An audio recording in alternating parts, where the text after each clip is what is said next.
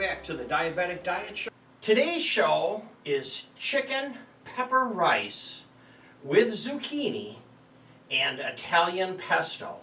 It's show number 277, and the ingredients are going to be 2 boneless chicken breasts, and then other ingredients that I will have the quantities listed. If you click on the subscribe button right below my video, there's a box in there where you'll see 1/4 cup of long grain rice and 1 zucchini and so on and so forth. Also too, if you want to go to my website to see the details, it's jamestdds.blogspot.com. Now, as far as the ingredients we're going to use today is a zucchini. We're going to use some Parmesan cheese, and I have it measured out already. We're going to use some Italian seasoning and a lemon. We're going to use some salt and pepper, as well as some rice. The pesto I've already made, so if you want to see how to make pesto, I have a video on making pesto. But, you know, pesto is basically olive oil, some pine nuts, or even regular peanuts or cashews, and of course basil. Put it in a food processor and get it going. I have this pan getting hot over here. I'm cooking on electric. I'm not worried about spraying this into a pan like that. Now you want to do that with your rice so that your rice don't stick to a pan. Not that I think it'll stick to these brand new Ninja pans, but I don't want to find out. You need 1 cup of water. So there's my 1 cup of water, and I'm going to throw the lid on it and get that heating up till it comes to a boil. We'll put the rice in. Also, I have some tomatoes, and that should be the total of the ingredients. The rice water is boiling, so let's go ahead and very carefully sprinkle this in here. Put that lid on it like that to switch hands. Grab one of my wooden spoons, give it a stir around like that. Now this rice has to cook for about 13 to 15 minutes. So I'm just going to hit the start button and let it go. Next, we have to do the zucchini. So I'm going to get a pan hot for the zucchini just by moving a couple things around here like this.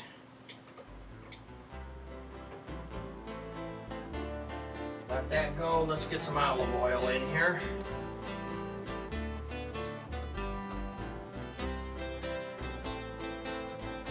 It's a pretty simple recipe, but it's really good. Chicken breasts, pesto, tomatoes, zucchini, and the lemon. So here we go. Move this out of the way. Let's go to a bigger knife, chef knife. Turn this little rascal around like that.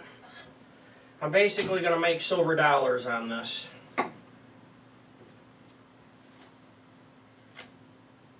Get that one rolling away. That's the kind of day it's been.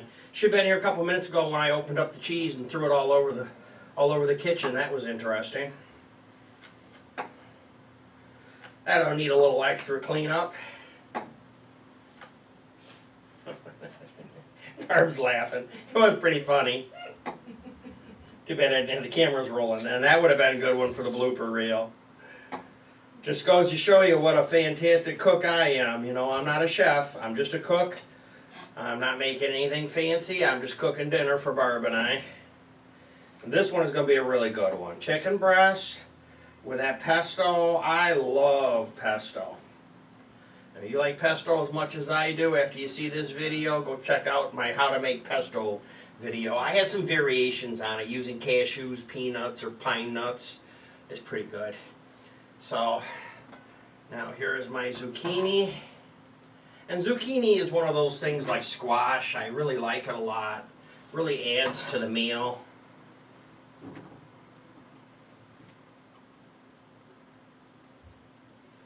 Just like that. Grab the wooden spoon, kind of lay them out. Just like that. And then I like to go ahead and salt and pepper them. Salt, pepper, some Italian.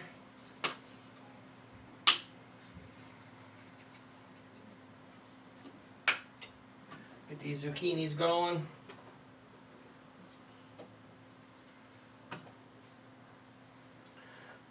Okay, I'm going to move these around a little bit here. Now my chicken breasts, I par cooked them because they were frozen. So I use my New Wave to par cook them a little bit because you can cook from frozen and the New Wave. It's just one of those fantastic things about it. So as far as the lemon goes, all I'm going to do with this is I'm just going to literally cut it in half so that I can squeeze it when I want to. So there's my lemon. Let's talk about these tomatoes. Let's grab some tomatoes here. Just get kind of a handful. It's a new package. There's a lot of them there. A few more. I like tomatoes a lot. They're on my list of things that I like a lot. And I just use 2 lids like this. Put the 2 lids here, and then I use a serrated knife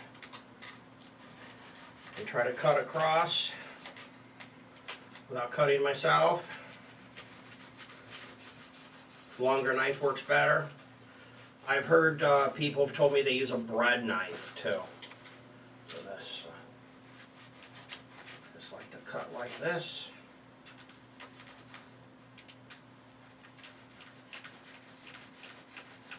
The chef's knife doesn't work very well on this. It really has to be a serrated knife for tomatoes. Some people throw these in the refrigerator a little bit to firm them up a couple hours in advance, but it kind of cut them the way I want to. So I have them all set. I have to wait on these zucchinis. My rice has 8 minutes 25 seconds left. So let's take a break. I'll clean up a little bit and be right back. The zucchinis are starting to smell good. I decided to go one more step. I'm going to quarter these. This is kind of a small lemon, but I'm going to go ahead and quarter it. It'll just make it easier when you put it in the juicer. I use the half when I'm just going to squeeze it by hand, but if I'm going to use a juicer, I want the quarter. So I decided to use the juicer. Zucchinis are cooking. 6 minutes left on the rice. You really have to wash the rice. The last thing you want to do with that rice is to have all that water dry up and have that turn to concrete in your pan. Really makes for a lot of work and cleanup, so really keep an eye on the rice. You can go ahead and open it up. Wish we use a towel or something. Keep an eye on it. Now, because you're cooking it until the moisture's gone here. So I'm pretty close.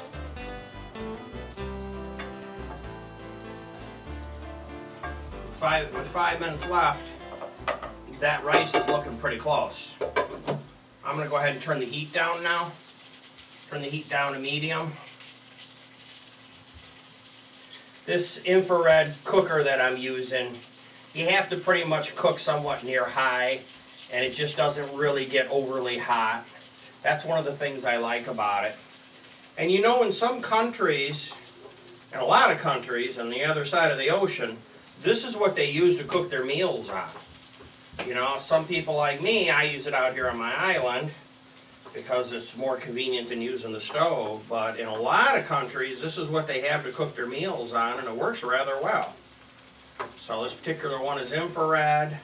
I know I've seen videos of people using the gas burners. I guess they have a little bottle of gas, or they put a liquid gas in it. Liquid fuel. Now these are looking real well. They're almost done. I'm going to go ahead and put my pork chops back in here again, and let's get them going. So here's some tongs for these. Really, I've already cooked these to temperature, so I'm just kind of browning them up.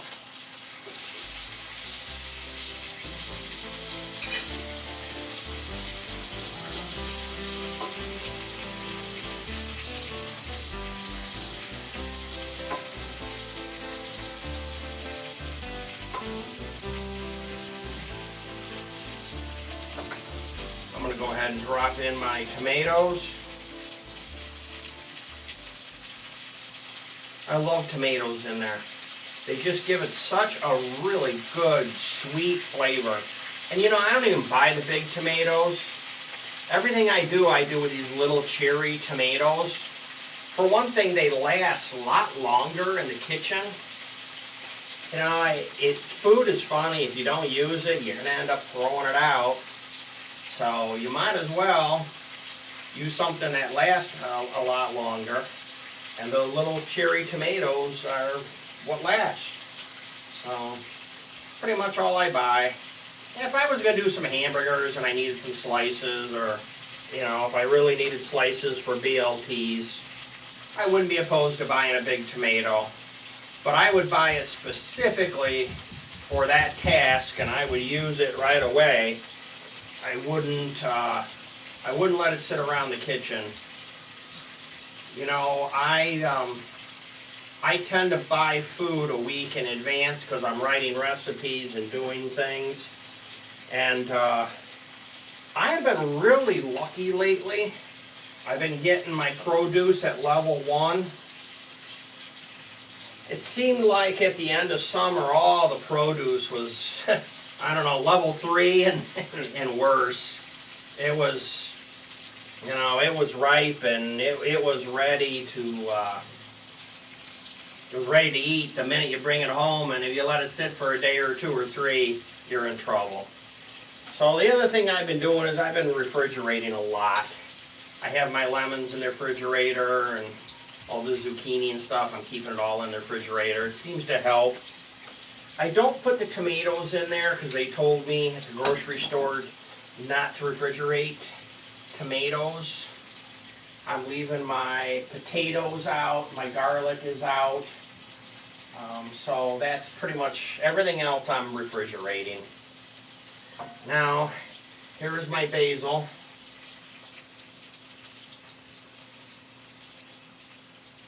Saving a little bit for the end for the plate. And let's go ahead and get this off the burner.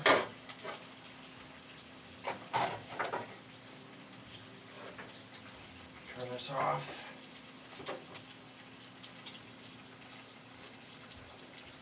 Turn it the right direction.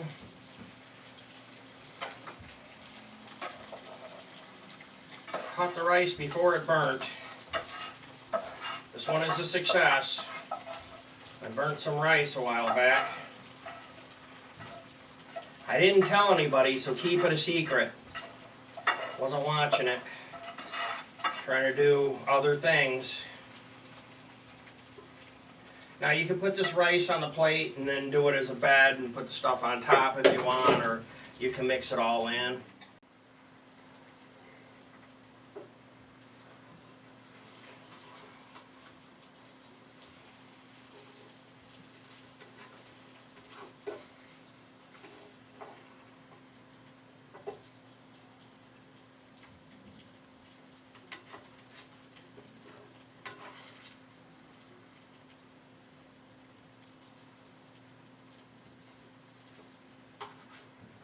Well, I'm not saying too much, but I'll tell you it's because it smells so good. I am anxiously awaiting to eat this.